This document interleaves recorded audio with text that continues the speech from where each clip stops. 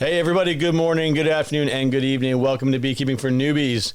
This is going to be the Bee Buzz episode 4 today. We got a special guest with us. Who's in the studio today? The Phoebekeeper. The Phoebekeeper, folks, coming at you live. So, Phoebes, what's new?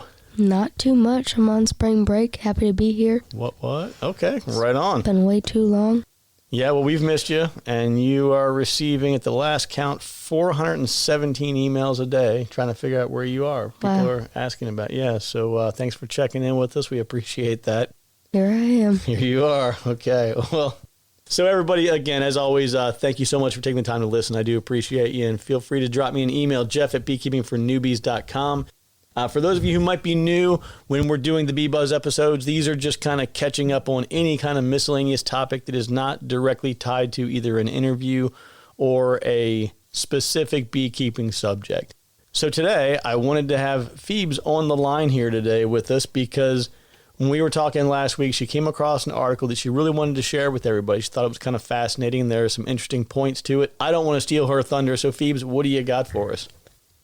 So the article I found is called A Balm for Specialist Bees. And when I think of balm, I kind of think of like a lip balm, like it's protecting my lips. So if you don't know what a specialist bee is, I wasn't familiar with it when I first read the article. But a specialist bee is a bee that only visits one type of host plant or a plant family to collect pollen. Some examples of this would be the Lasioglossum, the Andrena, and the Melita bees. And so, yeah, they only use one type of flower to get the food source that they need.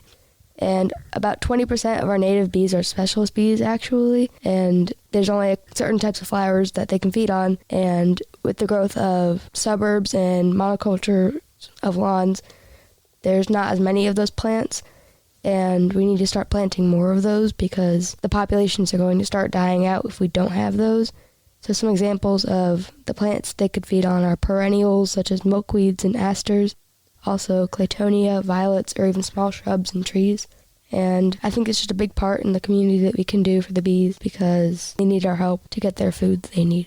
So that's interesting. When you say that, I immediately think of right now, like at this time of year, and really, I mean, this has been going on probably since late February, maybe early March time frame here. One of the first things that we see in bloom is going to be dandelion. So using the example that you gave, and I have no idea, I doubt that there is a species of bee that feeds exclusively on dandelion. But as an example, everybody in every neighborhood everywhere likes to kill dandelions. Like I'm the one neighbor that everybody hates because they drive past my yard and there's dandelions everywhere and all the little wildflowers that I don't like to cut until I absolutely have to.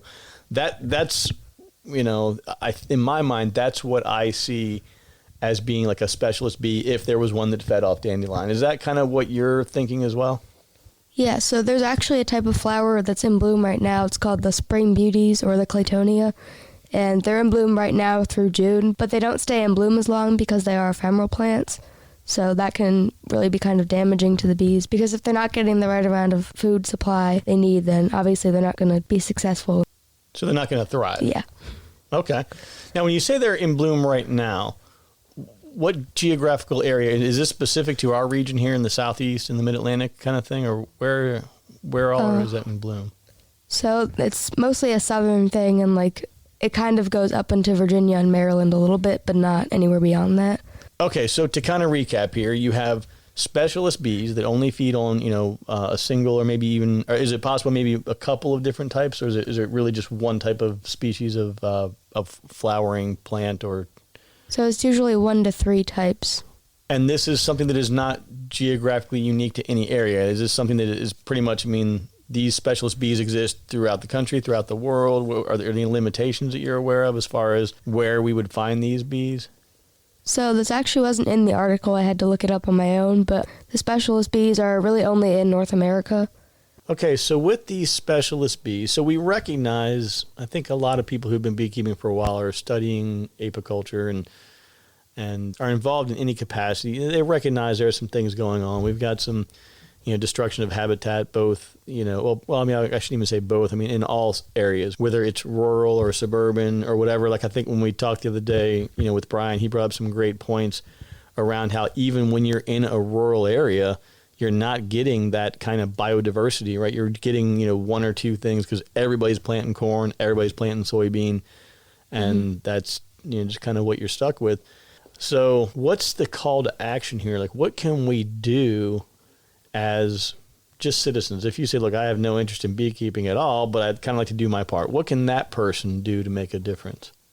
So I kind of touched on this a little bit earlier, but what you can do is you can start planting more of the specialized plants that these bees need. So some examples would be claytonia and perennials, like milkweed and asters. And then also like some small types of shrubs and trees they can also feed on. Okay. So that's kind of what we can do to help them out. Gotcha. Okay. Well, that's really cool. Well, I appreciate you taking the time to share that with us. That's all. Of course. Right. Yeah. All right, folks. Well, I am going to jump into a couple other things here on this episode. One thing I wanted to mention kind of early on is I get a pretty steady flow of emails coming in with various questions and things. And one thing I wanted to say is when you send an email, if you don't want me to mention anything about you or where you're from or anything, just make a note inside the email that says, hey, please don't mention me or anything. In general, I might say something like, oh, yeah, I talked to, Bill out in Oklahoma or something like that. I try to keep it as generic as possible. But if anybody's on, witness protection or anything, their identity needs to be safeguarded or anything, just let me know. Okay, so I'm going to get into one of the first questions here that's come up recently. And it's a really good question. I don't know that I have had thought about it before, but I like where this person was going. So they asked the question, they said, hey, as far as water for bees, right? Because obviously bees have to have a steady supply of water. Would it make sense to maybe, like if you've given some supplemental feed, you have maybe a frame feeder or a top feeder inside the colony already, and there's a good nectar flow. You don't need to give them, any more sugar syrup as an example. Would it make sense to go ahead and just start filling those frames with water so that the bees, have a pretty good, steady and available supply of water inside the colony? So I love where that thought process is, right? Trying to figure out creative ways to make sure that the bees have water. If you happen to check out YouTube at all, I posted a video just the other day, and I think I titled it, How to Water Your Honeybees. And I have done everything. I have put out nice little happy feeders with clean, fresh water that I empty every day. And I've tried so many things to give them a nice little watering hole. And it doesn't matter. Like they will go find the dirtiest mud puddle or, wherever they can find rain pooled on a leaf or wherever they can find it, they will not go near my water. My neighbor came over once. I think I mentioned this before. And he's like, hey, your bees are in my swimming pool. But they will not go to the nice little drinking water supply. And I'm not saying that, that's the case everywhere in the world. You may put out a little water feeder and they may just love it and everything's going to be great. My general feeling on that is unless you're out in the desert somewhere, they're probably going to figure it out. They're going to find ways to get water. Again, it's going to be condensation that's there first thing in the morning when they go out on leaves and things. They'll find a puddle. They'll find, some way of tracking down some water. The concern that I had with putting water inside the colony really was more of like an algae kind of thing. You have this really warm area inside the colony and it's dark. And I just thought there's got to be some kind of algae buildup in there. And I just didn't feel like that would be the best idea. So I advised not to go with that route. And unless somebody has knowledge of or experience in doing that and saying, hey, it's really amazing and my bees seem to be thriving with it, I would say that's probably not going to be the best thing to do. The next question that I had was around foundation, and specifically it was the yellow colored foundation versus the black foundation. And we're talking more of like you're a wooden frame, with the black foundation, wooden frame with the yellow foundation, specifically for brood, for your brood chambers. And the question was, hey, should I make sure that I'm always using dark brood frames when they're going to be going into the brood chamber? And what I would tell you is the real kind of clear advantage to this is, the egg or a young larva, they're going to be that white kind of, clearish, milky kind of color, creamish color. And that stands out really well against a black background. So it makes it a little bit easier to find those eggs and young larvae against the black background of the foundation. That being said, even if you're using a yellow foundation, and I included this also in the video when I did the splits for the VSH queens that I added to the apiary last week on April 1st, I showed a yellow frame where you can see on the corner of the frame where the foundation is yellow. But the cells themselves are actually really dark, and it doesn't take very long, within a season or two for it to start to really darken up, and then it gets to a point where you really can't tell the difference anyway. So as you heard me say many times before, use what you have and don't worry too much about it. You may have to tilt, the frame a little bit and get a little more angle to it when you have that nice, fresh, brand new wax. But, if you need glasses, wear them. I mean, I'm at that point now where it's getting pretty obnoxious. I can't do anything without glasses anymore. So, if you got to have glasses, bring your glasses with you. But outside of that, just use what you have. Another question that I had was for somebody who had a mouse that had gotten into a colony, set up shop down there over the winter, and whether it was related or not, that colony ended up failing. But inside that hive, there were several frames of honey that were still available. It was capped honey in the colony. And the question was, hey, I got this dead mouse that's been inside this hive and it kind of tore things up a little bit. What do you think about using that honey? Is that okay? Here's my position on this one. So bees are really good at cleaning up messes. Now, there are things that can be pretty nasty that, you probably don't even want to get near them, especially if it's anything dealing with like foul brood, things like that. You just burn that stuff, get rid of it, whatever. But in this kind of case, I'm not really aware of a lot of illness or disease or things that might be transmitted from a mouse to a bee. So if the mouse hasn't gotten up into the frame and the mouse hasn't done anything with that honey, I would definitely, absolutely, positively not harvest that honey for human consumption at all. But if you were establishing a new colony and you needed to have a frame of honey for them, or you had a colony that was a little bit light at the end of the season and just needed a little bit extra, I don't see any reason why it wouldn't work. But again, if it's face down in a bunch of muck and there's a lot of really, really gross things in there, you kind of use your judgment on that one. But I don't see any reason why it would be an issue. I'm just not aware of any illness that's going to be transferred from mouse to honeybee.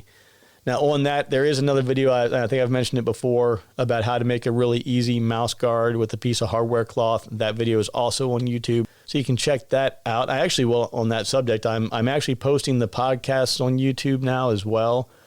And that way, I've only got 6 episodes right now, just kind of as a feeler. But I heard something the other day where some kind of statistic that a lot of people are using YouTube now to listen to podcasts, not just the ones that are videotaped, but the ones that are audio only. So I figured I'd throw some up there, and if it's something people like, then great. If not, man, we can just ignore it and go on to something else. Okay, another thing that had come up is someone had asked a question around requeening and was looking for some suggestions on ways to do it in a safe way. There were some concerns around whether or not there was a queen that was still in the colony, and they didn't want to get in a situation where they added a new queen and then that queen was rejected or killed by the other queen, and they just really were kind of trying to figure out the best path forward on that. My recommendation on that one is probably, and if you haven't seen any of these videos from this gentleman, just do a search for the National Honey Show and look for Michael Palmer. He actually talked about this in the episode that was from last year. And I think it was, a year in the life of French Hill Apiary or something like that. It's about an hour-long video with Michael Palmer from last year. In the video, he does a great job of talking about using a push-in cage. And essentially what you do is you take some hardware cloth, and I would say that like the number 4 hardware cloth, where you have like 4 squares per inch, should be small enough. But take some hardware cloth and you'll make an area that's going to be like roughly, let's say, maybe 8 inches by 6 inches, 8 by 8, somewhere in there. And go to the section of frame where there's some available cells. And what I want you to do is you're going to bend the edges to be approximately maybe about 1 inch, 3/4 of an inch high. And you'll make that square or rectangle. And what you're going to do is you'll put about half of it in and lift up the other half, and you're going to release the queen into that area, and then you'll close her in that cage on an actual frame that is inside the colony. And like I said, Michael Palmer shows this on that video. I'll try to capture it somewhere myself and get it on YouTube. That way it's something that people can use for reference purposes.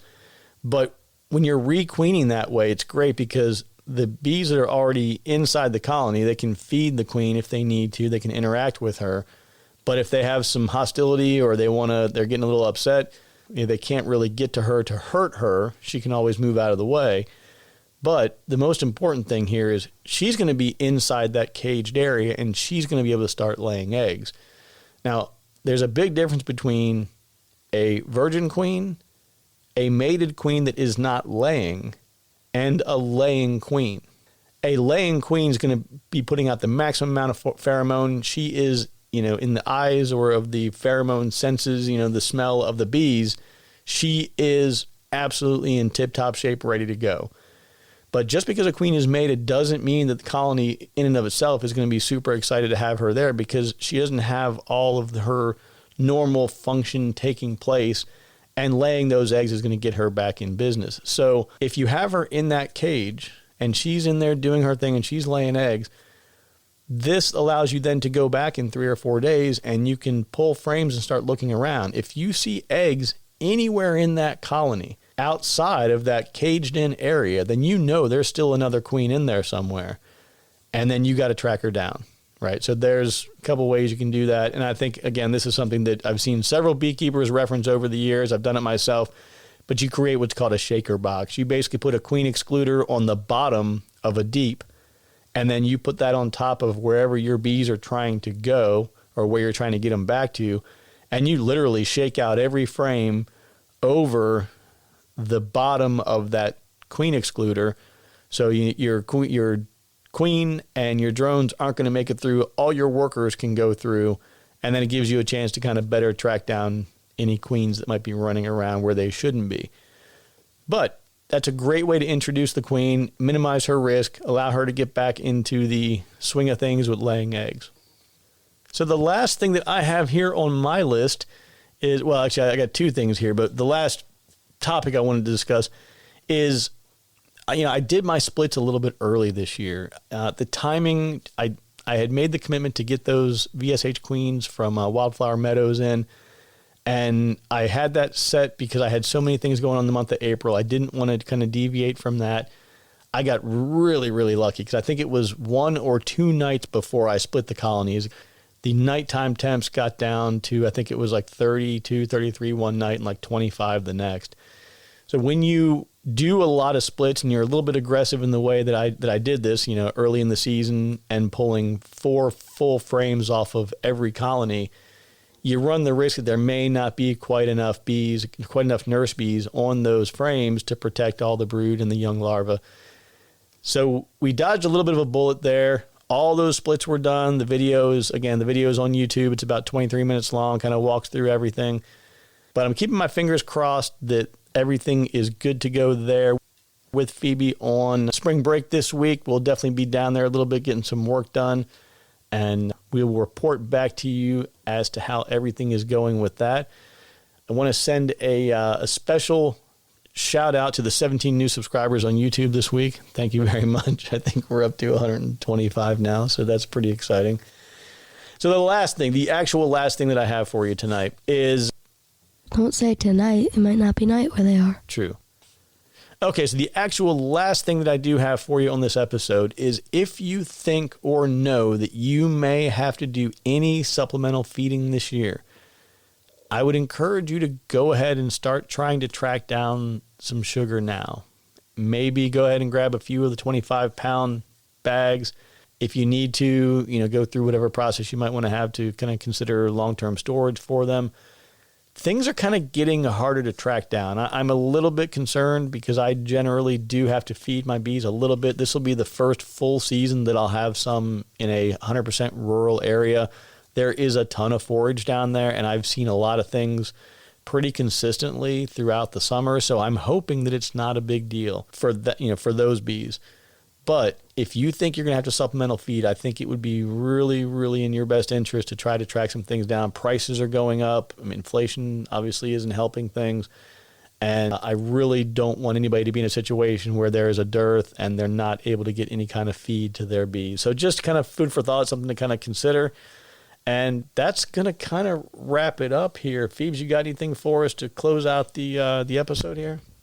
Not a whole lot. Just, I don't know where I was going with that. Okay, that's solid. Solid. Well done. Well done. Thank you for your contribution. So everybody, as always, thank you so much for listening. We do really appreciate you. It's Jeff at beekeepingfornewbies.com. Feel free to hit me up whenever you have a question or if I can help out in any way. Have a great weekend, and we will definitely be in touch soon. We've got a couple of episodes already teed up and some more excitement on the way. Take care, folks.